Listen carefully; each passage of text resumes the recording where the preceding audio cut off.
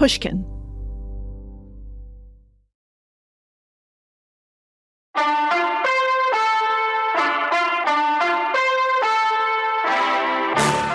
Welcome back to Risky Business, a show about making better decisions. I'm Maria Konnikova. And I'm Nate Silver. Today on the show, we're talking about a decision that Maria and I make frequently. In fact, Maria, of course, lives part-time in Las Vegas, but that's visiting Sin City.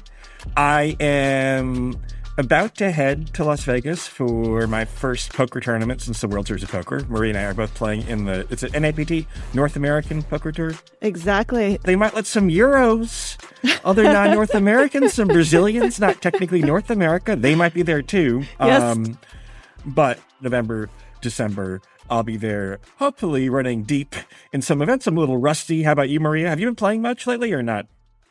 No, I have not. My last poker stop was EPT Barcelona, so the European Poker Tour. That was in August, and I haven't played since then. But the NAPT, obviously we do our disclaimer. I'm a PokerStars ambassador, member of their Team Pro, but this is an event that is really near and dear to my heart. It's their flagship in the U.S. And if you remember last year, Nate, I went incredibly deep. Final two tables. I think I finished 10th or 11th. I don't actually remember. But it was one of those like really, really frustrating bust outs when like I don't remember how much I cashed for. Like between 40 and 50,000, and first place was like $1 million. And I was like, fuck, it's one of those moments. But yeah, today we'll be talking about the Vegas economy. I'm actually already in Las Vegas. I'm recording this from lovely Resorts World, which is where the event is taking place. I'm in my hotel room there. And so... Wait, why are you in an apartment? Because, Nate, when I have to play until very late and we have to tape and then I have meetings right after, I need a space that is not 20 minutes away, but actually right here. Nice. Well... One thing you might notice, too, pertinent to this topic, is that lately, for people who know what they're doing, hotel rooms have gotten cheaper in Las Vegas. I was able to stay at some places this summer for, I don't know, maybe $50 or $75 less a night than I would have expected to pay. I know so Vegas funny, hotels. Nate. I'm gonna interrupt you for a second. I thought you were gonna end that sentence at for $50 or $75. I'm like, whoa. Where are you? Like, Maria, I stay like, I stay like, where are you staying? I stay at the middle plus tier plus, right? I'm not, and there are places you can stay, with comps and stuff for $75 a night, right? Or less. In fact, this spring, I was booking hotels for the World Series, right? And I noticed that there was a lot of availability at relatively low prices. And so therefore, I actually took some money out of like some small gambling related stocks and put them in Walmart instead. I'm like, oh, it seems like the economy is, and I don't usually do that kind of active trading thing, right? But it felt like this is a pretty unmistakable signal that demand is weakening. I know those prices well enough where like, I don't want any particular hotels, but you're getting $220 a night for a luxury hotel without any comps or discounts. And I'm like, okay, something is going wrong in Vegas. Yeah, and let's just say that there has been this news cycle of like, is Vegas dead? And this is a conversation that comes up every so often, right? This is not the first time that people have been having this conversation, but people have been saying, there have been a lot of reports that say, oh, visitation's down, this is down, Vegas is dying, Vegas is over, blah, blah, blah. So that's kind of framing the discussion. That's what we're going to be talking about. Is Vegas actually, in a rough spot right now? And we're going to actually be looking at the data and using a more risky business lens as opposed to vibes. And, man, the vibes just felt off, Nate. All right, let's get into some numbers. Okay, so according to the Nevada Independent, I am doing, by the way, Nevada. Let's get you pronouncing it correctly. For the Nevada Independent, I'm doing an event, by the way, for them, I guess the weekend after next. I'm a big supporter of their independent journalism, so you'll see me there at Indie Fest, I believe it's called.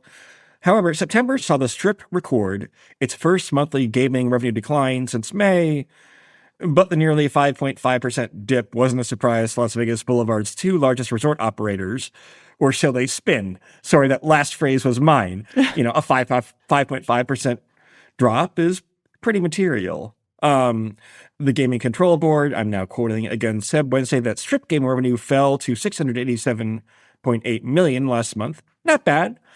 Primarily because of a 42.7% decline in high-end Baccarat income. Yeah. So Baccarat is a game. Have you played Baccarat ever, Maria? No, I've never played Baccarat. I know a lot about it because, as you know, I'm working on a book about cheating, and Baccarat is a very popular game to cheat because it is a game where the casino has one of the lowest edges. And if you are, even if you're not cheating, if you're a skilled Baccarat player, it's where you can make the most money, technically speaking. But if you're cheating, then, sky's the limit. But this is the game where even though the casino has the smallest edge, they actually make the most amount of money because this is what the high rollers come for, right? The big whales that come from Asia, Baccarat is their game of choice. So even though the edges might be smaller for the house, the total volume makes a huge difference because when you have people betting, thousands and tens of thousands and hundreds of thousands of dollars a hand, shit gets real. No, the house edge is like 0.9%. Yeah. Baccarat is a funny game.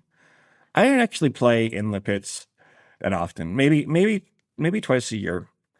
There'll be a friend when I'm out in Vegas for something else, like, oh, let's go do this. And you're getting a little expected value, but you get drinks and it helps your rewards points. I think once or twice a year is the optimum outcome, at least for me, right?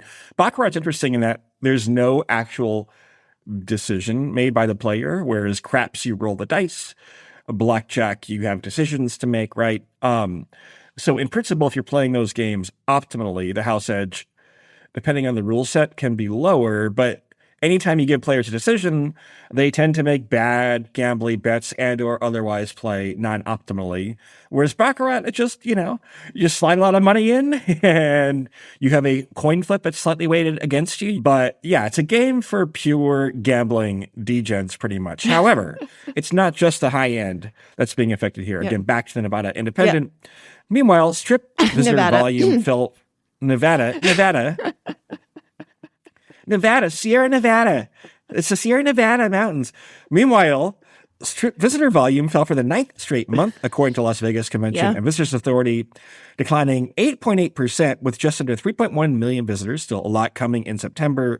Through 9 months, Las Vegas visitation is down 8% from 2024, which includes double-digit declines in July and June, the events that we were out there, or I was at least, for the World Series. Yeah. So last week, a lot of the gaming companies reported their quarterly earnings, and they didn't do that well, right? There wasn't good news, especially for Caesars, but also for MGM. And we see them blaming a lot of things. So first of all, the MGM call was among the most eyebrow-raising that I've heard. I didn't listen to the whole call, but I saw kind of some excerpts and the transcript. And this is very rare, but the president and CEO, Bill Hornbuckle, actually said, "Shame on us." This is a direct quote, because he attributed some of their decline. So some of it, he's like, oh, yes, factors, summer was bad for everyone, all this stuff, blah, blah, blah. Spirit Airlines has limited flights, which is true. Visitation is down, Nate, as you just said. He said, but he said that they basically lost the plot on pricing at MGM properties. And we talked about that on the show before when we were talking about, yes, Nate, you can get some room deals, but then there was kind of an infamous thing at Aria. Someone posted a $26 bottle of Fiji water when they saw that they were doing this flexible pricing where there was surge pricing basically at some times of day, and your bottle of Fiji could actually cost $26. Apparently at Excalibur, I learned this from the earnings call. I didn't know because I haven't been in Excalibur for a while. I have been there for events, and I've been there for what's it called? That dinner with the fighting, the where you eat with your hands, whatever it's called. Anyway, so I've been to Excalibur for those things, but I've never had Starbucks there. And apparently the coffee at Starbucks was started at $12. Anyway, so he said that they have now tried to price correct because, and I'm quoting Hornbuckle, quote, "We should have been more sensitive to the overall experience." And then he continues, "You can't have a $29 room and a $12 coffee. We lost control of the narrative over the summer. I think we would all agree to that in hindsight." Now, in the moment, people were trying to tell them, right? There was no in hindsight, like these things were going viral. People were saying the prices on the Strip have become outrageous. Now, I am a Las Vegas resident. I don't A vegan? I'm a vegan. I'm a vegan, baby. Spelled the same way as vegan, except with a capital letter, which is very confusing to me. But so as a resident, I don't feel it as much because I don't really go to the Strip for stuff, right? I'm on the Strip when I'm playing poker and that's it, right? I don't actually do that much here. But even for me, like, I realized that a lot of the garages have stopped offering free parking, which means that, I won't go there for dinner anymore. Usually there's like, oh, if you're a Nevada resident, you get like 2 hours free or something like that. But come on, guys, right? That's something, but it's still kind of annoying.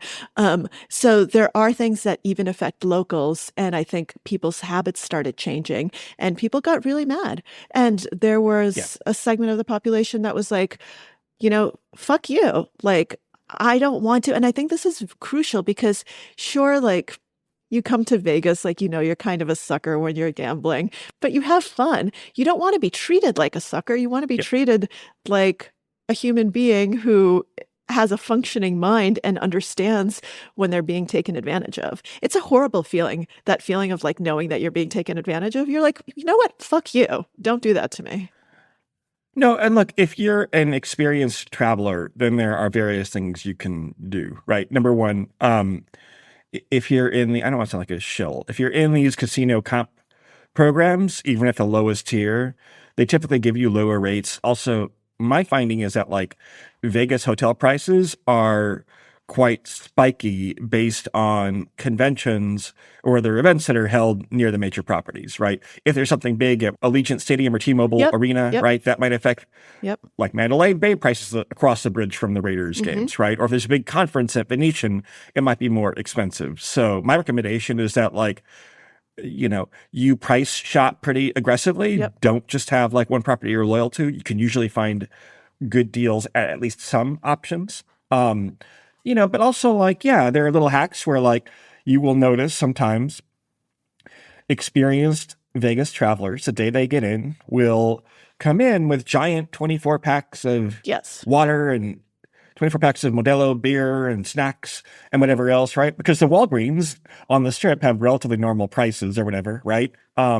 Whereas in the casinos, it's a lot more, right? They're even like little mini hacks. If you feel like just walking around, maybe you're waiting for your poker table to get up and have a drink or something, you can go to like the little kiosks where they sell supplies, right? And those are like a little bit cheaper than if you go to the bar, right? But just for little supplies and stuff, right? I'm a person who's definitely of means, right? But like, it's almost a matter of spite. Sure. Let's say I need some fucking like socks, because I never bring enough socks, Maria. And the Vegas trips always stay longer than I thought, and I go through the socks, right? That's really funny. Nate, I'm learning something new about you. I never knew this. I'm just going to go across the street to the Target or Walgreens and buy socks, because even though if I'm like being hyper rational about like, it's probably worth it paying fucking $30 for a pair of socks in the gift shop, like it just offends me, of course, on some level. And look, the notion of Vegas is to some extent like the easy life, right? Things are easy and you're feeling good and casual about things. And that might lead you to spend a little bit more on indulgences like gambling, for example. Or certainly, if you go to like the high limit lounge somewhere, they may comp your drink because you're gambling big. But if not, the price of wine there is going to be a little bit more expensive potentially. But like the notion is like kind of lower tier of like, oh, I can have a room for $50. Yeah, if you're paying every type of resort fee and every water or beer costs a lot. The low to middle end restaurants on the Strip are getting cycled out in favor of kind of high end concepts and things like that, right? There are options off the Strip. That, by the way, Nate, that's another recession indicator, both in Vegas and in New York. When you see like all of these incredibly high-end steakhouses opening, you're like, uh-oh, we're heading for a crash. No, but like it partly reflects like some degree of greed where you're optimizing. A lot of people, roughly speaking, have like fixed budgets for expenses and gambling that they're going to spend in Las Vegas, right? Maybe you have one big night out that you put in a credit card, but like, if you're like, I can afford to lose $500 on blackjack, and maybe you're probably going to lose most of the time, or baccarat, whatever else, right? And you're paying like $13 for a bottle of Fiji, and then your dinner, you're paying, New York prices plus 30%. Again, another hack, if you know it, is like the Ubers are pretty cheap in Las Vegas. If you don't have a car, go off strip. The food can be remarkably good and remarkably cheap, right? But you're not creating this ease of like, I'm going around from place to place and there's some good deals and I'm having fun. Just the whole attitude seems kind of short-sighted. It's incredibly short-sighted. And I think that all of these, corporations are looking to maximize revenue, right?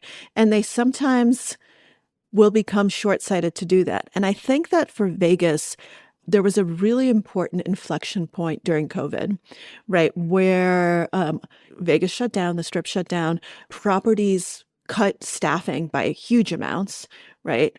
There was no room service for a long time, but they even cut, valet, they cut everything. And all of a sudden, their profit margins were much better. And they were like, oh, this is good. Like, this is actually great. And then they're like, wait, maybe we can keep doing this. And then also during the pandemic, when occupancy was like really, really low, they cut rates and they saw something they didn't like. So what happened at properties like Caesars, and this is something, I was here, if you remember, for about 6 months when Vegas was fully reopening to report on that. And so I learned kind of a lot about what was going on the ground and what we saw in places like Caesars. And I'm quoting Caesars because I talked to a lot of people at Caesars who described this to me.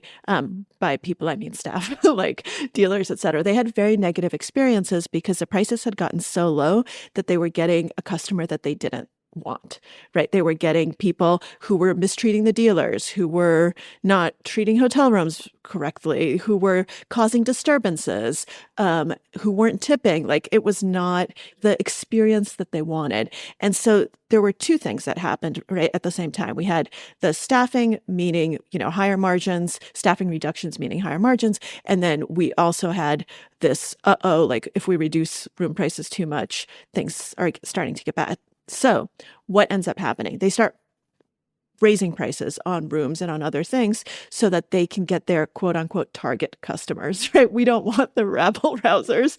We don't want the people who are yelling at the dealer and throwing things. We want a slightly higher caliber of clientele. And at first, kind of that works, right? They actually get exactly what they want, and occupancy rates are going up because people have been cooped up during COVID. And so it's this amazing rebound because everyone wants to come and like gamble and socialize and all of these things. But crucially, they don't staff back up. And now I'm talking about all of the properties because they're like, wait, we can operate with fewer people. And so I don't actually know if the numbers are 100% accurate here, but my feeling is that no properties actually went back to pre-COVID staffing, even today. That even as they ramped back up, it's still not at 100% of what it was. I might be wrong. I'm saying this is what I think based on kind of the research I've done. I know that this is true at some properties.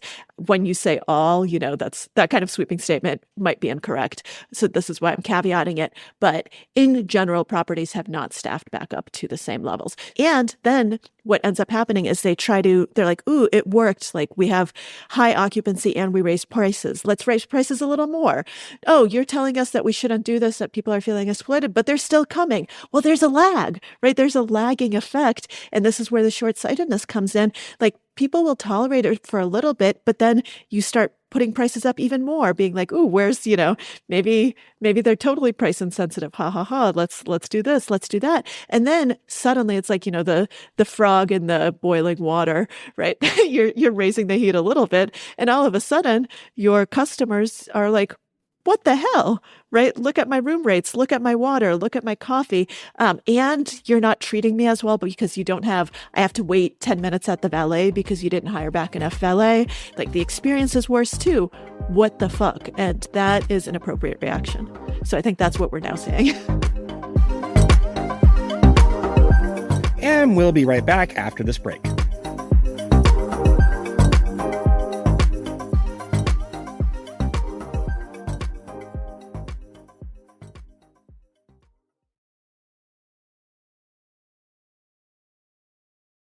Now, in terms of Vegas as a kind of barometer for the rest of the country, because it often is, right? Like when there are bubbles, when we're about to hit a recession, like when things are starting to get out of hand, Vegas is often the place where you start feeling some of those things first.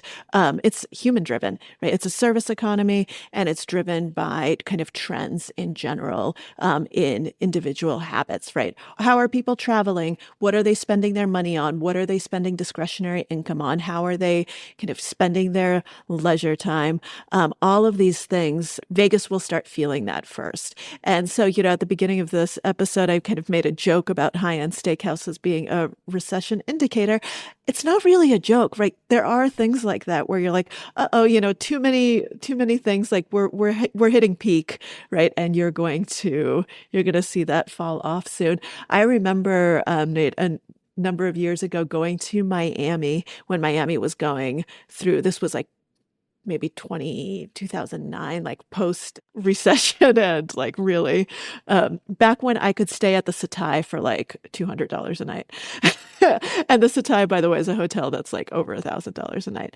But so Miami wasn't doing well, and I just saw abandoned luxury construction projects everywhere, right? Like it was just a graveyard for cranes and like these half-finished high rises.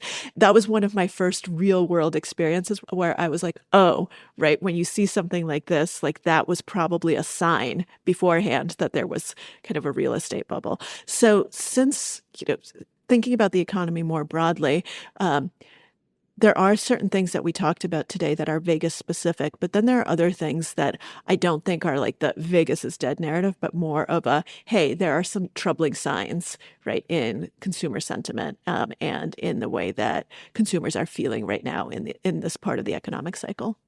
Yeah, it's can be a leading indicator, right, of consumer optimism. Although weirdly, so it's a little weird. It's a little bimodal, where like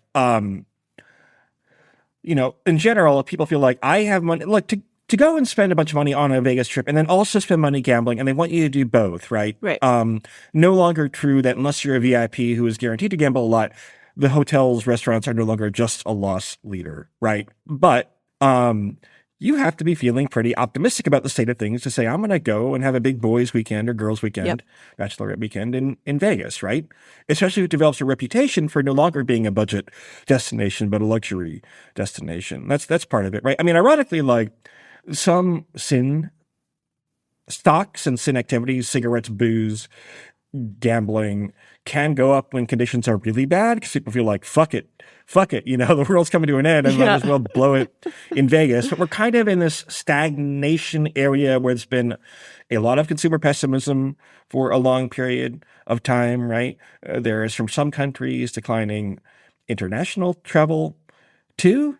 I think poker players, or at least some people I knew that didn't want the experience of like going in the United States and maybe being harassed by an immigration officer saying, Absolutely. why are you carrying all these? I guess you probably wouldn't carry that much cash, right? No, but the visa, the more stringent visa requirements, how long you're supposed to stay, like having to check in, the fact that people were being detained and sent away, like it was, it's something that does deter people from coming. Yeah, and that can be like a little bit precious, right? But you're relying on these VIPs from, let's be honest, East Asian countries in particular, for the most part, right? Yeah, especially since Baccarat is your leading revenue source, right? The reason that the revenue growth that was seen in Vegas over the last several months, I'm not talking about these reports that we were talking about that were bad, but before that we had some great growth, and they were all driven by Baccarat, right? And now we have a bad month, and it's because Baccarat's down, right? Like there are certain things that you do need to be. You don't want friction, right? And we are seeing things that are adding friction to the experience for a lot of people. And I think that's true not just of Vegas, but of visitation. That's something I think everywhere saw decreased tourism numbers. New York did, like that I know, but a lot of places all over the country definitely felt that. companies also struggle a lot with like pricing. So these resort fees, for example, right? Oh, God. Yeah. I actually, the last time I stayed at the Wynn, I had some promotion where there weren't resort fees. But then you go to the gym and it's like $20 to use the gym. And there's like a psychological thing where it's like, I mean, what was the resort fee? Probably $49, right? Like that was the only thing I was using. I was doing it every other day, right? So like it's actually a good deal, but you feel like nickel and dimed. I mean, you know, shifting those equilibriums away where prices seem more, it's hard because like if most people are not sweating the small details, right? They have some notion that like there's always tacked on expenses. And in Vegas, I know those are particularly bad, right? But like, you know, if you're listed at $210 a night on Expedia and the other property is $250 and they're all inclusive and you have $56 in fees, you're actually more expensive, but maybe you kind of trick people a little bit when they're signing up, right? I mean, that's kind of one aspect of it. This is actually a place where like legislation could do well, right? Where it's like, okay, we can break that equilibrium by saying you need to have more transparency whenever you're selling an experience, right? That there are not add-on fees that are, as a default, are tacked on for every customer. I mean, you have this with sports tickets and lots of other things too, right? And like, you know, you could have that better default. There's just such general sense of like, I remember like going like Gibson's Steakhouse in Chicago, right? And the steaks are expensive by Chicago standards.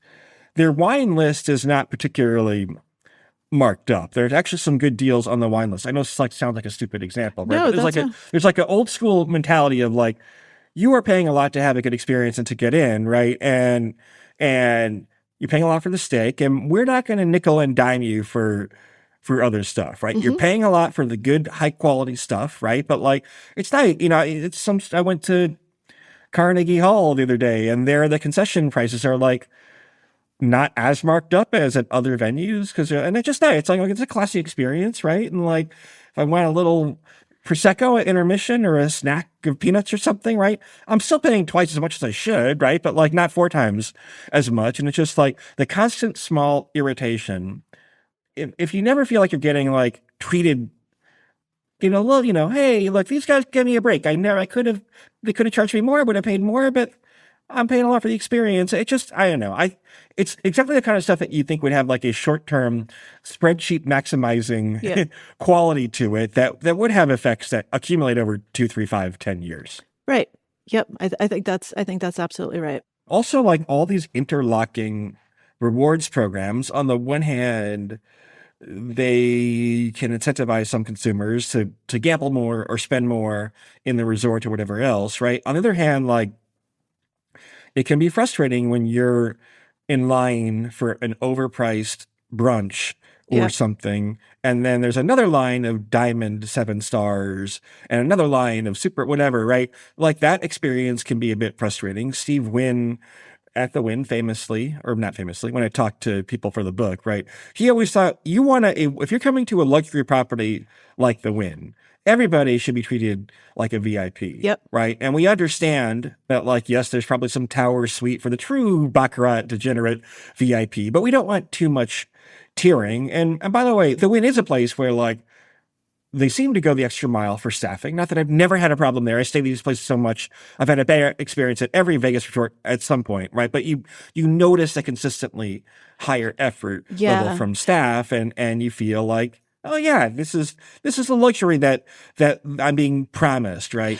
Yeah, it's psychologically, I just want to pause here for 1 second. It's really interesting because there's one school of thought, which is like, oh, make everyone see, the 7-star diamond line so that they aspire to it, right? Like, see that if you play here more, you get to cut the line. On the other hand, like if you're waiting incessantly, it's really annoying to see people who keep on cutting you, right? And it can backfire. What the Wynn does is actually, yes, they have exclusive, like incredibly high roller experiences, but you don't really see it, right? Like there are suites that are like, it's their own check-in, it's their own area, like it's their own everything. The really nice ones that are on the golf course with the outdoor space, like it's a whole different thing, right? So I've never even been in one of it's those. like it's a whole different part of the resort.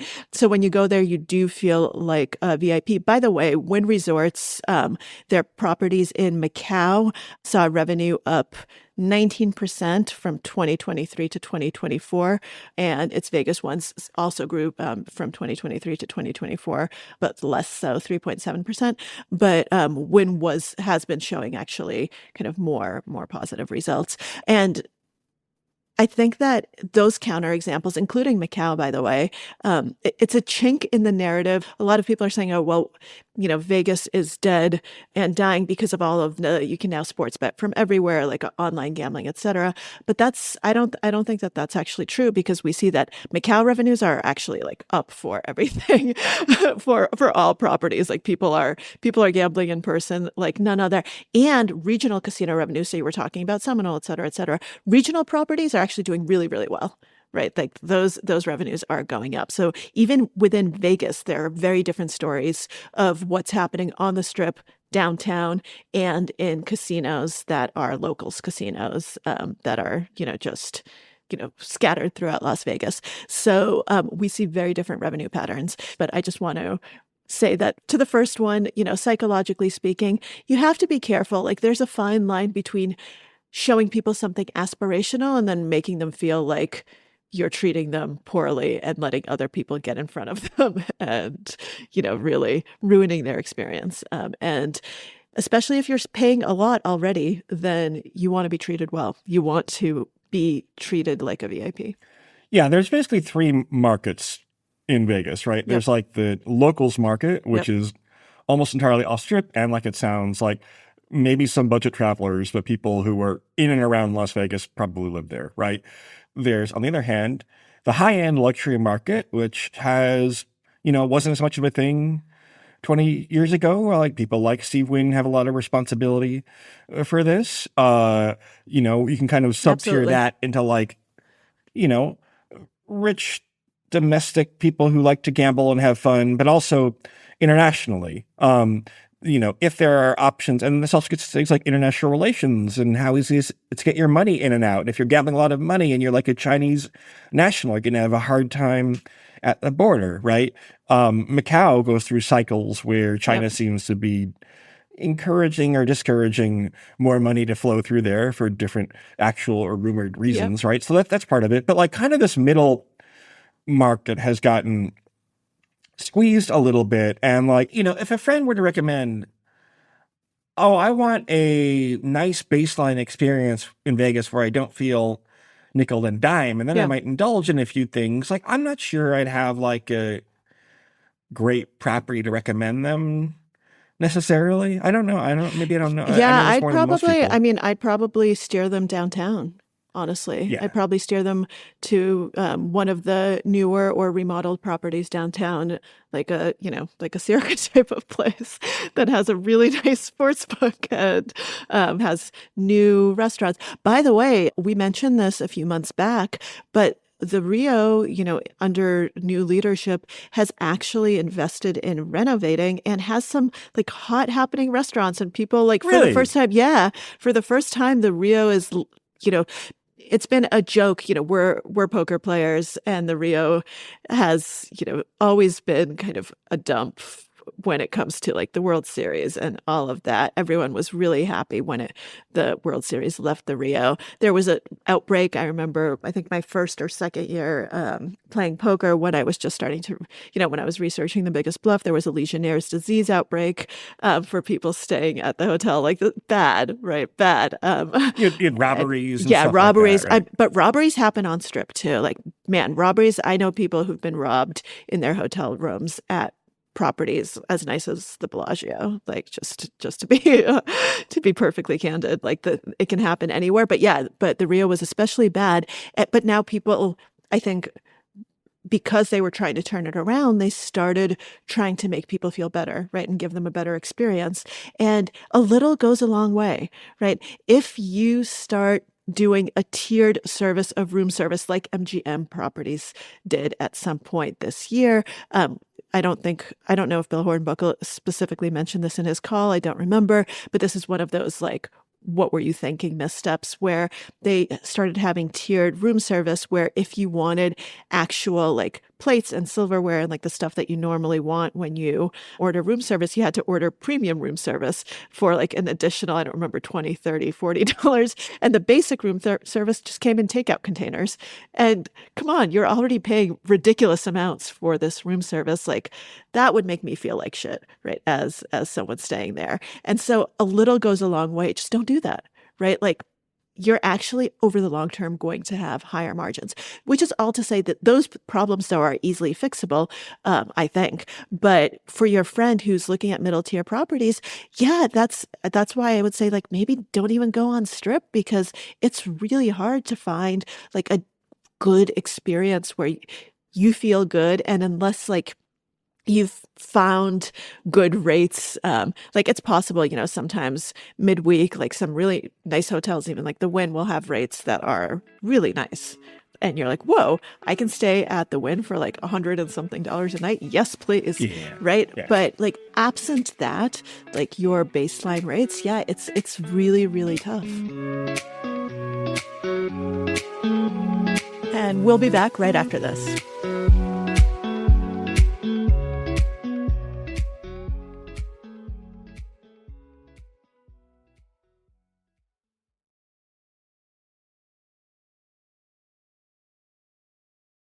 Okay. I mean, you mentioned the pandemic in passing.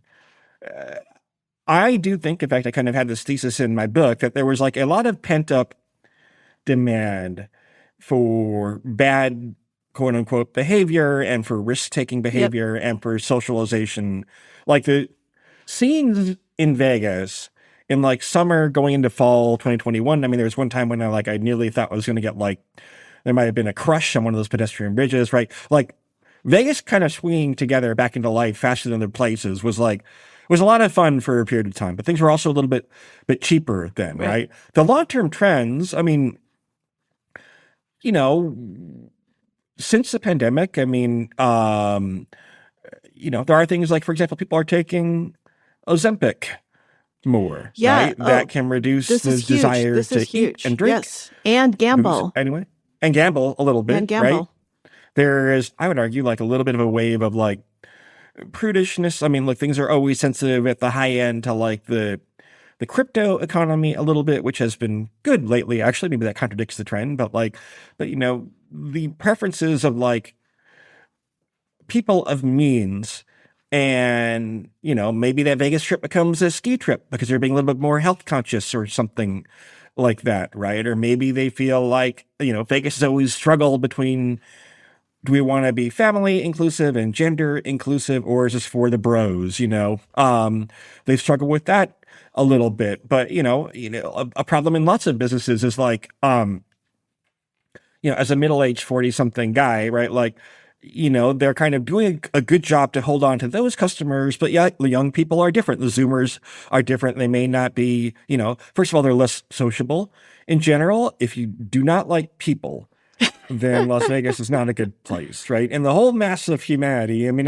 part of why I like Vegas is because you get like a real cross-section. You do. All types of context from different people. I enjoy in doses the people watching in Vegas. But if you're a little bit agoraphobic, then that's not going to be the best experience. And so, look, every business has to worry about churn or not acquiring enough new customers. Because a lot of times you look at traffic to something and it's steady and it looks like, all the same people are coming, right? Yep. What's really happening under the surface is that like, maybe you have 20% new customers over a 6-month period, but 20% leave, right?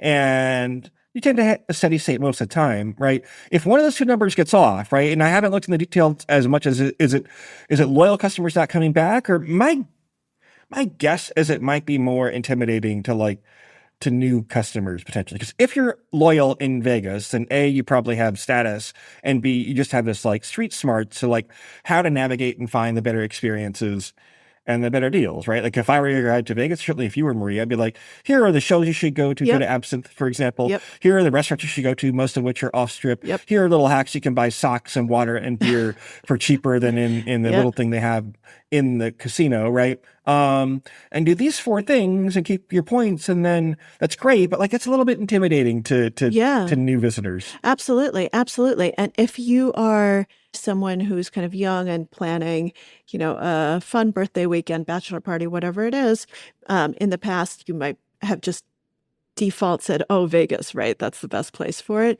And now you might actually think twice and actually look at other things. So just to kind of sum up everything we've been talking about, let's answer the micro and the macro questions. First, like, is Vegas dead? And second, like, is what's happening in Vegas an indication that kind of we should be worried about broader economic health right now? Like I said, I thought it was an interesting indicator back in the spring when consumer sentiment really started to go down. Right? I think now that's more well established across a wide variety of data. Look, some of it is cyclical. Vegas has always been highly cyclical, right? This is like nothing new. And ironically, Vegas is very cyclical. Decisions to build these high-end resorts, they might take 5 or 10 years to build and 30 years to realize a profit. Oh my God! And Fontainebleau was just a absolute cursed property. The number of years it took to finally open was just mind-numbing. No, it's pretty hard to anticipate long-term kind of secular trends and desires for gambling and entertainment. But yeah, look, I mean, the younger generation is kind of nitty, and they're kind of introverted, actually. And the Ozempic, I think, is material for some categories like restaurants and booze-related businesses, right? Like that all seems like material to Vegas's bottom line in the long run. It is quite international, maybe not as much as some American cities, but if the U.S. becomes a less desirable destination, I think there are some actual headwinds here. Yeah, I would say that there are some troubling indicators. I don't think Vegas is dead. I don't think Vegas is dying. I think that Vegas needs to change some of its habits if it wants to have long-term appeal and sustainability and be able to capture that demographic that may want to just have a nice experience. But yes, they're a kind of younger generation that has different habits, right? And different points of, oh, this is what makes me want to go somewhere and actually spend money on a trip. By the way, in the past, we've had these like Vegas is dying, et cetera, and we've had amazing innovators who've reinvented Vegas, like Steve Wynn most recently, who, realized that, the old way of building casinos is wrong, right? We're actually going to like let in light and like do all these different things and change the way that we make people feel. And it worked, right? And it actually, people who go to Vegas today don't realize like what a huge change that was and how much it changed the face of the Strip. And so maybe, there's someone coming up right now who will figure out a way to really capture a lot of this younger demographic. In the meantime, I don't think it's dying, but I do think that there are some troubling indicators throughout the entire U.S. economy, and especially in Vegas, like you got to treat people well. Yep.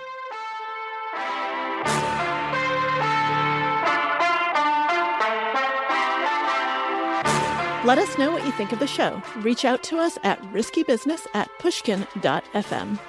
Risky Business is hosted by me, Maria Konnikova. And by me, Nate Silver. The show is a co-production of Pushkin Industries and iHeartMedia. This episode was produced by Isaac Carter. Our associate producer is Sonia Gerwitt. Lydia Jean Cott and Daphne Chen are our editors. And our executive producer is Jacob Goldstein. Mixing by Sarah Bruguer. If you like the show, please rate and review us so other people can find us too. But once again, only if you like us. We don't want those bad reviews out there. Thanks for tuning in.